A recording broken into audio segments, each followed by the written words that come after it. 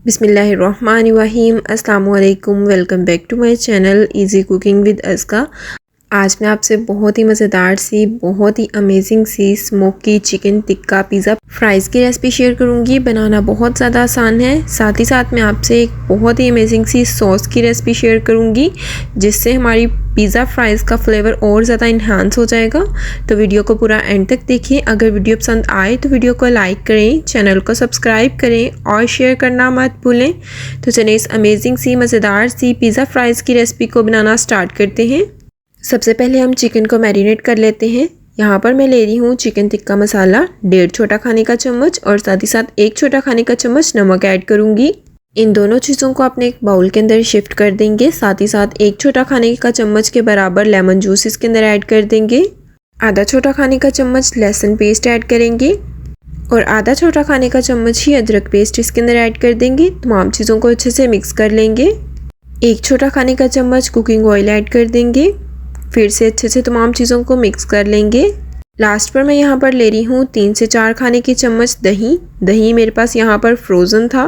अच्छे से तमाम चीज़ों को मिक्स कर लेंगे। मिक्स करने के बाद अब हम इसको साइड पे कर देंगे। दूसरी साइड पर मैं यहाँ पर ले रही हूँ बोनलेस चिकन। मैंने यहाँ पर एक ब्रेस्ट का पीस लिया है और साथ ही साथ मेरे पास थोड़ा सा और चिकन है। टोटल ये चिकन 300 ग्राम्स के बराबर है। अच्छे से मैंने इसको साफ़ कर लिया। साफ़ कर सिरके के साथ इसको धो लिया। धोने के बाद इसको ड्राई करके अपने बाउल के अंदर शिफ्ट कर दिया। जो मसाला हमने बनाकर रेडी किया था उस सारे मसाले को चिकन के ऊपर डाल देंगे इस तरह से। अब अच्छे से इसको मिक्स करेंगे। पहले मैंने हल्का सा चम्मच की हेल्प से मिक्स किया, देन हाथों की मदद से आपने अच्छे से चिकन को इस मसाले के साथ कोट कर देना है और इसको तकरीबन आधा घंटा रेस्ट के लिए छोड़ेंगे। आपने कम से कम इसको 15 मिनट रेस्ट के लिए छोड़ना है, तभी हमारा चिकन बहुत ही मज़ेदार सा और जूसी बनकर रेडी होगा। अब इसे कर दूंगी साइड पर। दूसरी साइड पर हम यहाँ पर अपनी सॉस बनाकर रेडी करेंगे। सॉस बनाने के लिए एक बाउल के अंदर शामिल करेंगे आधा कप के बराबर फ्रेश क्रीम। मैं यहाँ पर ऑलपर्स की फ्रेश क्रीम यूज़ कर रही हूँ। आप किसी भी अच्छे ब्रांड की फ्रेश क्रीम ऐड कर सकते हैं। साथ ही साथ मैं इसके अंदर आधा कप के बराबर मायोनीज़ ऐड कर दूँगी। अब मैं इसके अंदर शामिल करूंगी 2 खाने के चम्मच के बराबर लेमन जूस। इससे बहुत ही मज़ेदार सा टेंगी सा फ्लेवर आएगा। कुछ मसाले ऐड करेंगे। आधा छोटा खाने का चम्मच नमक, आधा छोटा खाने का चम्मच अदरक पाउडर, आधा छोटा खाने का चम्मच लहसुन पाउडर, आधा छोटा खाने का चम्मच ऑरिगेनो और आधा छोटा खाने का चम्मच बेसल लीव्स ऐड कर देंगे। तमाम चीज़ों को अपने बाउल के अंदर शिफ्ट कर देंगे इस तरह से। अब एक चम्मच की हेल्प से तमाम चीज़ों को क्रीम और मायोनीज़ के साथ मिक्स कर देंगे। ये इतनी मज़ेदार और डिलीशियस सॉस बनकर रेडी होती है कि मैं आपको बयान नहीं कर सकती। ये पिज़्ज़ा फ्राइज़ का फ्लेवर और ज़्यादा इन्हांस कर देगी। मैं यहाँ पर ले रही हूँ चिली सॉस। ये थोड़ी टेंगी होती है तो मैं इसके अंदर थोड़ी सी तकरीबन आधा छोटा खाने का चम्मच ये हॉट सॉस ऐड करूँगी। अच्छे से इसको मिक्स कर देंगे। यहाँ पर हमारी मज़ेदार सी ये सॉस बनकर रेडी हो चुकी है। इसे कर दूंगी साइड पर। अब मैं यहाँ पर 2 आलू ले रही हूँ। आलूओं को अच्छे से मैंने छील कर धो लिया। धोने के बाद अब हम इसकी कटिंग स्टार्ट करेंगे। सबसे पहले आलूओं के ऊपर जो भी हल्के हुल्के से छिलके हैं इनको उतार लेंगे इस तरह से। अब आलूओं की कटिंग स्टार्ट करेंगे। सबसे पहले इनको बारीक बारीक स्ट्रिप्स में कट कर लेंगे। बहुत ज़्यादा बारीक स्ट्रिप्स में भी नहीं कट करना। इस तरह से आपने सबसे पहले इसकी कटिंग कर लेनी है। कटिंग करने के बाद जैसे हम फ्राइज़ बनाते हैं फ्राइज़ की कटिंग का इसको कट कर लेंगे इस तरह से। अगर आप मेरी रेसिपी से ये पिज़्ज़ा फ्राइज़ बनाएंगे तो आपके पिज़्ज़ा फ्राइज़ बहुत ही क्रिस्पी बन के रेडी होंगे।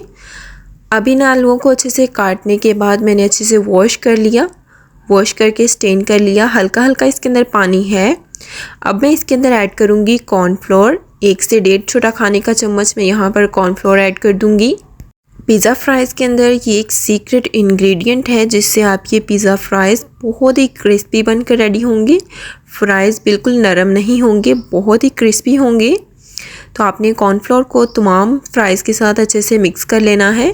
बहुत ज़्यादा भी आपने इसकी कोटिंग नहीं करनी। हल्के हल्के हाथों से आपने अच्छे से इसको मिक्स करना है और इसको कोट कर देना है। अब मैं इसको कर दूँगी साइड पर। थोड़ी देर इसको इसी तरह छोड़ देंगे तकरीबन 2 से 3 मिनट के लिए। तब तक मैं ऑयल को गर्म होने के लिए रख दूँगी। दूसरी साइड पर आधा घंटा हो चुका है और चिकन भी अच्छे से मैरिनेट हो चुका है।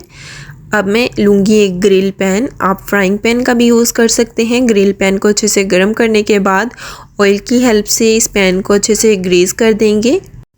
आपने थोड़ा ही ऑयल लगाना है। हल्का सा ऑयल लगाने के बाद अब हम इसके अंदर चिकन वाले मिक्सचर को ऐड कर देंगे।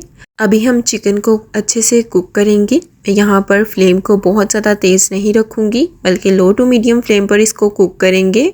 यहाँ पर आप देख सकते हैं दूसरी साइड पर ऑयल भी अच्छे से गर्म हो चुका है। आपने ऑयल को बहुत ज़्यादा भी गर्म नहीं करना।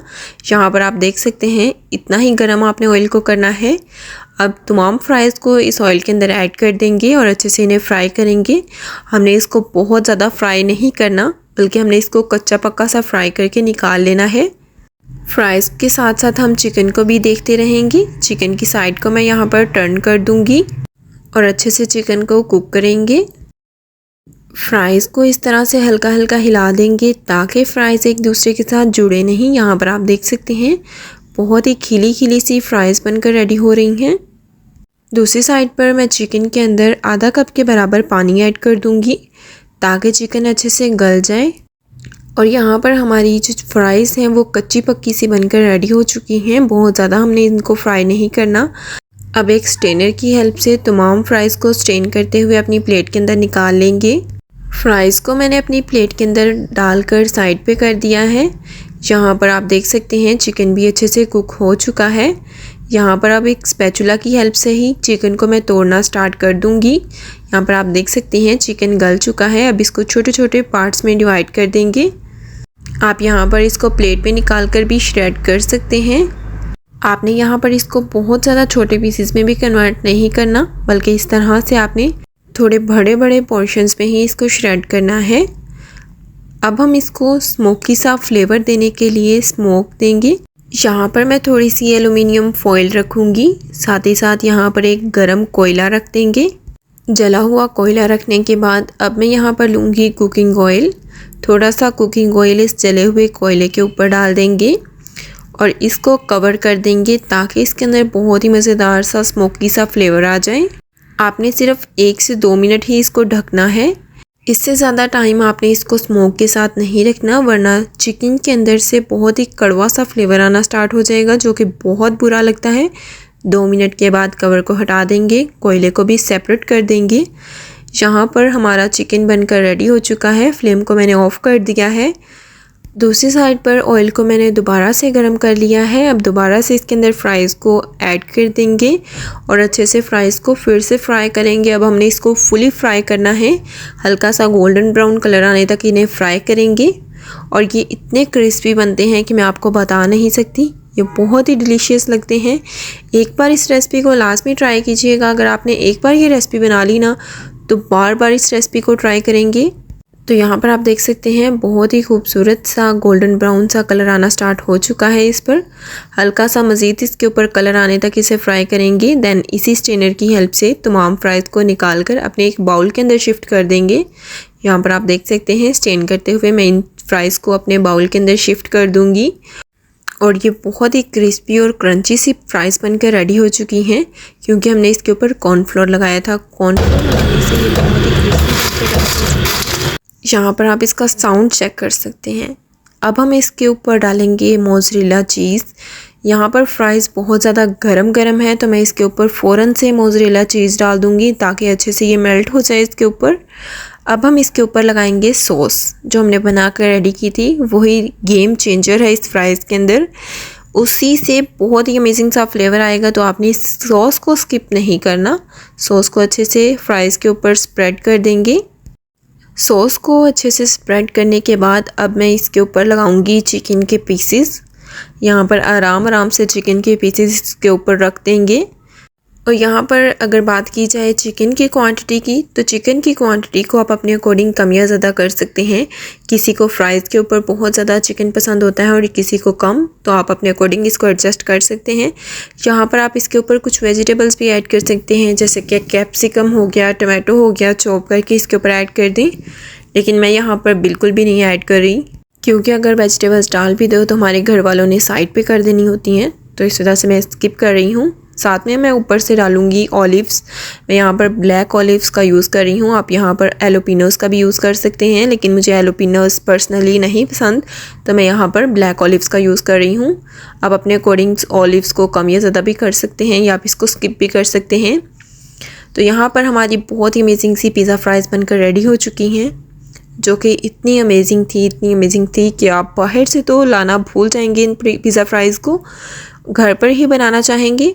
बहुत ही मज़ेदार सी smoky chicken tikka pizza fries बनकर रेडी हो चुकी हैं। अब बारी आती है इसको टेस्ट करने की, तो मैं आपको टेस्ट करके बताती हूँ कि हमारी कितनी मज़ेदार सी पिज़्ज़ा फ्राइज़ बनकर रेडी हो चुकी हैं और ये बहुत ही यमी, बहुत ही अमेजिंग लग रही हैं। तो अब इस रेसिपी को ट्राई करना बनता है। उम्मीद करती हूँ कि आपको हमारी आज की ये मज़ेदार सी smoky chicken tikka pizza fries की रेसिपी बहुत ज़्यादा पसंद आई होगी। अगर पसंद आए तो वीडियो को लाइक कर दें, चैनल को सब्सक्राइब कर दें, सब्सक्राइब के साथ का बेल आइकन दबाना मत भूलें। इससे आपको हमारी लेटेस्ट नई आने वाली वीडियोज़ का नोटिफिकेशन सबसे पहले मिल जाएगा। अपने फ्रेंड्स, अपनी फैमिली के साथ इस मज़ेदार सी रेसिपी को लाजमन शेयर करें। इसी के साथ दें इजाज़त। अपना बहुत ज़्यादा ख्याल रखें, दुआओं में याद रखें। अल्लाह हाफिज़।